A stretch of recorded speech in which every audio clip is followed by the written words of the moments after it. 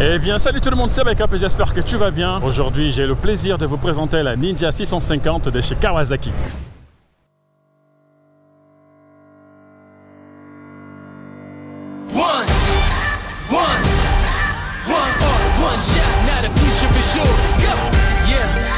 Building on a lecture, verses coming daily under pressure. Working on applying the scheme, the true style trademark is at the edge of your dreams. I'm talking one shot for the kill, the breeze cut, freeze up, straight dropping the chills. I'm talking taking over pieces and shares, a bomb rate sky high, check the movement is here, yeah. It's one heart, one shot, now the future is yours, go!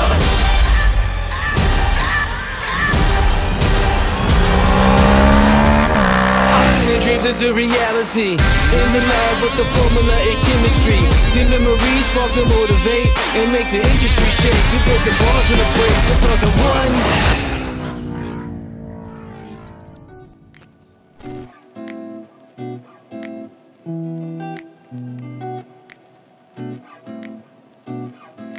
Pourquoi as-tu choisi la Ninja 650? Alors, il y a plusieurs raisons à ça. Je vais partir sur le premier élément qui est le prix d'achat, qui est plutôt raisonnable. Elle a un physique que j'affectionne particulièrement. Une position type roadster, donc très confortable une fois qu'on est assis dessus. Et donc, tous ces éléments-là m'ont fait pencher pour cette moto qui est aussi bien bridée, je trouve, en A2 et reste très agréable à conduire, même bridée. Balade solo ou balade en groupe? Balade solo des fois et balade en groupe bien accompagnée. Mais okay. Pas trop de monde parce que ça roule pas assez pour moi. Avec ou sans chicane? Avec chicane normalement, mais cette vidéo va me contredire comme par hasard, mais avec chicane. Mais t'inquiète, on a déjà roulé plusieurs fois ensemble, j'ai vu qu'à chaque fois tu avais la chicane. Est-ce que tu pourrais me donner 2 ou 3 défauts de la Ninja 650? Je peux te donner quelques défauts, notamment pour moi le principal défaut de cette moto, c'est les vibrations qui se font ressentir un petit peu trop comparé par exemple à une MT-07. À part ça, le moteur, bon, un tout petit peu mou, mais c'est le caractère de la moto, c'est son moteur, c'est comme ça. D'accord. Ta plus grosse frayeur en moto? Alors ma plus grosse frayeur, c'était aussi mon premier accident, qui s'en est bien sorti, moi aussi. Trop de confiance, vitesse un petit peu trop excessive, et tout droit dans un terre-plein. Voilà, frayeur et accident, donc 2 en 1, c'est parfait. Tu as su remonter tout de suite? Est-ce que tu as eu remonté tout de suite? suite. T'as pas eu d'appréhension? Non, même pas. Ouais. Je me suis fait peur, mais c'est pas quelqu'un qui m'a fait peur et je pense que c'est quand même différent. Quand c'est quelqu'un qui nous rentre dedans en moto, on a peut-être peur des autres beaucoup plus, alors que pour le coup là, je savais l'erreur que j'ai faite et je la reproduirai pas. Soirée Netflix avec ta petite amie ou une petite balade avec ton meilleur copain ou meilleur ami? Ça dépend des envies du moment aussi. Hein. Honnêtement, la balade moto avec le copain ou les copains, je pense ce qui m'attire le plus en ce moment. De quoi tu as peur en général? De quoi j'ai peur? Sur la moto? En général, peu importe, que ce soit en moto ou dans la vie. Je dirais un peu des autres sur la route. D'accord. C'est pas une phobie, mais... C'est ce que tu fais le plus peur, c'est les autres sur la route? Ouais. D'accord. Je me connais et je connais pas les autres et j'ai toujours peur que quelqu'un fasse un truc. Ouais. À part ça, honnêtement... Non, t'as rien qui te fait peur, t'es un bonhomme toi. Ta prochaine moto? Ma prochaine moto, en presque toute logique, vu que j'aime beaucoup trop celle-là et que elle me correspond encore bien, mais je pense que d'ici un peu de temps, j'aurais besoin d'un peu plus de puissance. Ce serait le même modèle en plus puissant et donc la ZX6R. Est-ce que tu peux te présenter, prénom, âge, ville d'origine, ta première moto et ta dernière moto? Donc Elori, 20 ans, du Mans, je suis né au Mans. C'est ma première moto, c'est aussi ma dernière pour le moment.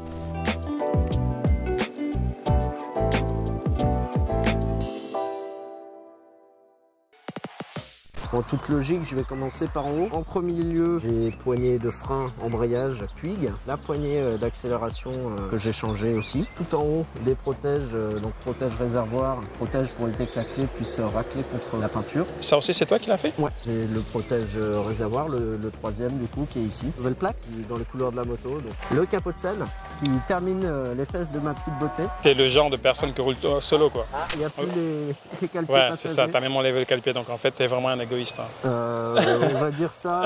J'ai la bulle fumée qui est vendue du coup avec le pack stop. Top block ici, un autre top block sur le côté du carénage ici. Les 2 calpiers donc changés. Cette ligne, la petite ligne MIV déchicanée. Déchicanée pour le moment.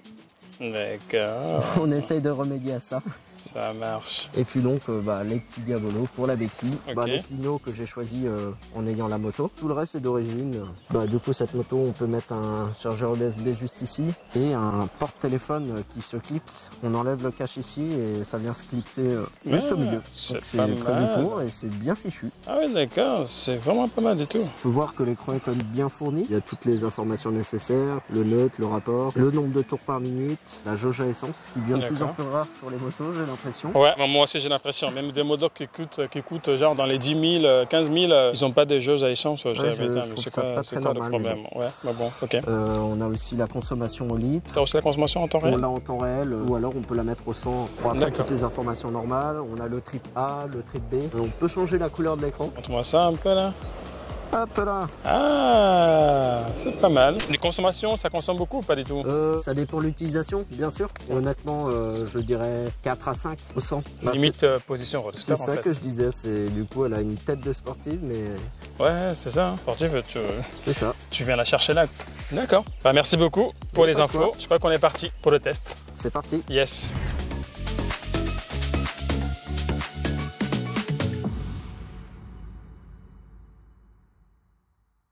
Eh bien, si vous êtes toujours là, ça veut dire que la vidéo te plaît. Alors, je vais te demander un petit service, un tout petit service. C'est de laisser un petit like, un petit commentaire et un partage si possible. C'est très important pour moi, c'est très important pour la chaîne et c'est très important pour vous également. Parce que vous m'avez demandé de reprendre le Bike Talk et je vous ai écouté. Et voici le tout premier épisode de la saison 2 du Bike Talk. Oh yeah, motherfucker! C'est pas la première fois que j'ai essayé cette moto. La toute première fois, quand je l'avais essayée il y a quelques mois, j'ai été un peu sévère avec elle. J'ai vendu ma moto, la MT-09. Au moment où je l'avais essayée, ça faisait à peu près 2 mois que j'avais pas roulé sur une moto. Et pour le coup, je voulais en fait retrouver un petit peu cette impression de rouler sur une moto qui t'arrache les bras. Et j'ai trouvé qu'elle était mou, tu vois, un peu mou. J'étais sévère, j'étais là, putain, je comprends pas. J'ai trouvé bizarre. J'ai commencé à négliger, à dire ouais, c'est de la merde et tout. Alors que j'aurais dû faire une analyse dans l'autre sens, c'est-à-dire pourquoi elle a été conçue et pour qui elle a été conçue. Eh bien, pour savoir, il faut regarder la vidéo jusqu'à la fin. Il s'agit de la Ninja 650 carénée. Le moteur, c'est exactement la même que le Z650. Autre chose à savoir aussi, c'est que Kawasaki s'est inspiré un petit peu de toute la gamme de ces motos, genre la H2, la ZX6R. Vous avez également la Ninja 400 et vous avez aussi qui est la Versys 1000. Et Kawasaki en fait a pris tout ça, il a tout mélangé et du coup ils nous ont proposé la Ninja 650. Aujourd'hui, je suis sur la version de 2020, si je ne dis pas de bêtises. Alors déjà pour commencer, ce que moi j'apprécie beaucoup sur cette moto, c'est son apparence. Parce qu'elle est vachement valorisante en fait. C'est-à-dire que quand tu regardes de l'extérieur, tu as vraiment l'impression de regarder une moto qui est plutôt valorisante, qui est plutôt puissante en fait. Voilà, le compteur qui est vachement visible, tu vois, là il est loin. Il faut savoir aussi que la moto est très fine et très longue et du coup je suis pas non plus, tu vois, très proche du guidon, c'est-à-dire que les infos en fait, j'ai juste tu baisses les yeux et tu vas chercher les infos directement sur l'écran TFT. On est vraiment sur une position type roadster parce que de l'extérieur l'apparence te fait croire que il s'agit d'une sportive, alors qu'une fois dessus, clairement c'est vraiment position roadster. J'ai limite l'impression d'être sur une GT, tu vois, les motos grands touristes pour faire des longues balades, des longues road trips, etc.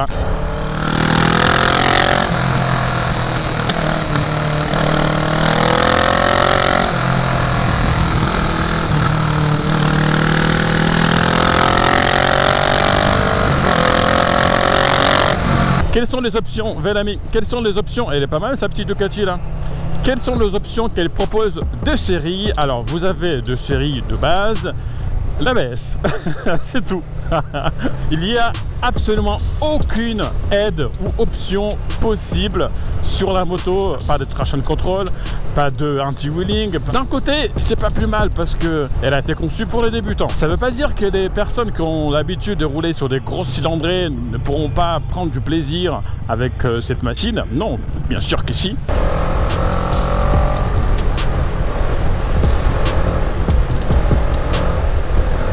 Ouais, elle est restable quand même. Hein. Là, avec la petite bosse, C'était vraiment stable, c'est bien.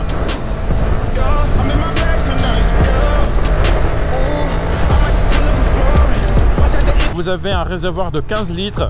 En version A2, elle fait 47 chevaux. En version full, elle fait 68 chevaux. Par rapport à ses concurrentes, comme la R7 ou encore l'Aprilia 650 RS, je crois, c'est la moins puissante. Mais franchement, c'est pas grave. Moto, c'est plutôt classique, allumer, éteindre, warning, clignotant, les feux, le klaxon, et puis voilà. Je pense que cette moto, elle a été conçue vraiment pour les débutants. Si tu prends ça comme première moto, c'est très bien parce qu'elle est légère, tu peux quand même prendre du plaisir. C'est une bicylindre, refroidissement par injection, et elle fait 193 kg en ordre de marche.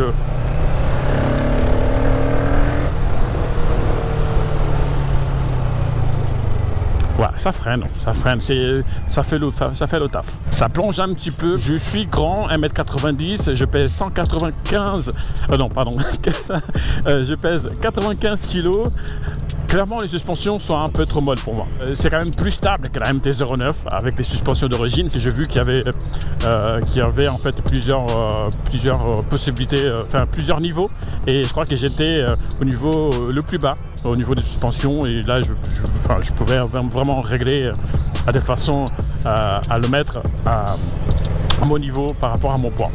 Bon, je sais pas si j'ai réussi à me faire comprendre, mais voilà. Bon, pour faire simple, les amortisseurs, tu peux les régler. Autre chose aussi, c'est que là, du coup, on a mis la chicane. Il a récupéré la chicane et c'est beaucoup plus agréable.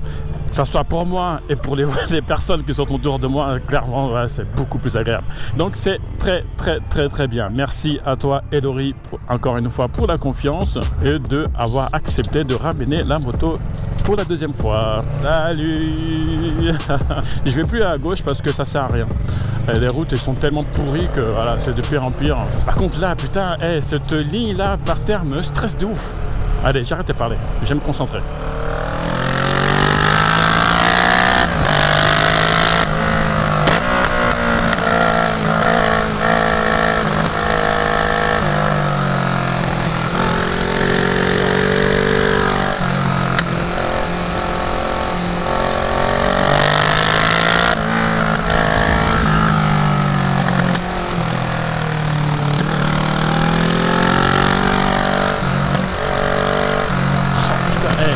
Je sais pas ce que... Franchement, c'est un connard. Enfin, je sais pas si c'est dangereux ou pas, tu vois.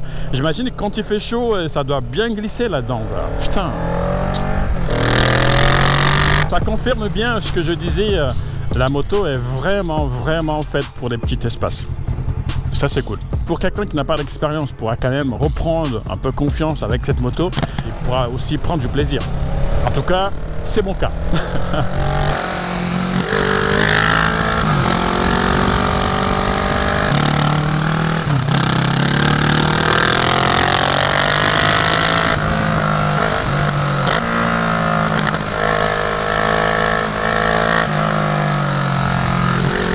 Changement de direction, ça se fait naturellement.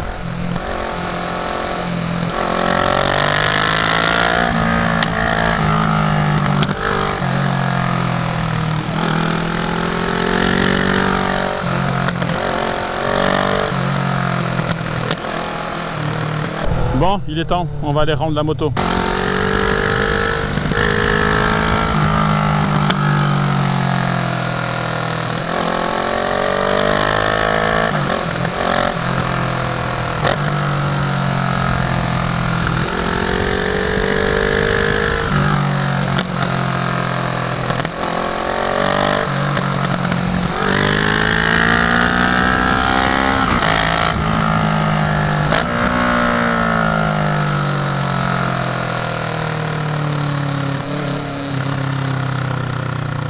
T'es content, t'es pas content, etc.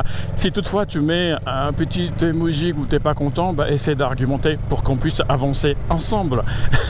Voilà.